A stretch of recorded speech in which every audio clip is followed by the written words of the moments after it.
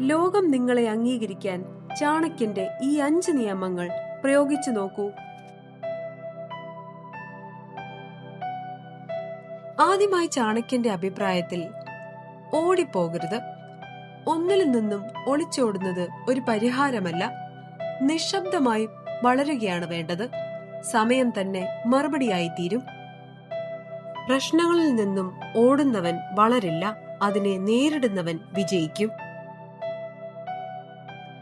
രണ്ടാമതായി ചാണക്യൻ പറയുന്നത് പിണങ്ങരുത്. ആരോടും പിണങ്ങരുത്. അവരെ വിട്ടുകൊടുക്കുക. അവരുടെ ലോകം വളരെ ചെറുതാണ്. അതിനർത്ഥം നിന്നെ മനസ്സിലാക്കാത്തവരോട് ദേഷ്യപ്പെടുകയോ വിഷമിക്കുകയോ ചെയ്യേണ്ടതില്ല. അവരെ അവരുടെ ചിന്തകളോടും പരിമിതമായ കാഴ്ചപ്പാടോടും വിട്ടേക്കണം. അത്തരക്കാരോട് തർക്കിക്കുകയോ പിണങ്ങുകയോ ചെയ്യുന്നത് നിനക്ക് തന്നെ നഷ്ടമാണ്.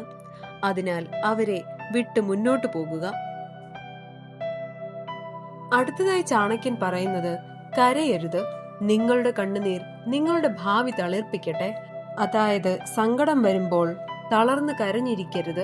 ആ കണ്ണുനീരും വേദനയും നിങ്ങളുടെ ഭാവി കരുത്തുറ്റതാക്കാനും വിജയങ്ങൾ കൊയ്യാനുമുള്ള വളമാക്കി മാറ്റുക. പരാജയങ്ങളോ സങ്കടങ്ങളോ ഉണ്ടാകുമ്പോൾ തളരാതെ അവയെ വരാനിരിക്കുന്ന നല്ല കാലത്തിനായുള്ള പാഠങ്ങളായി കാണുക.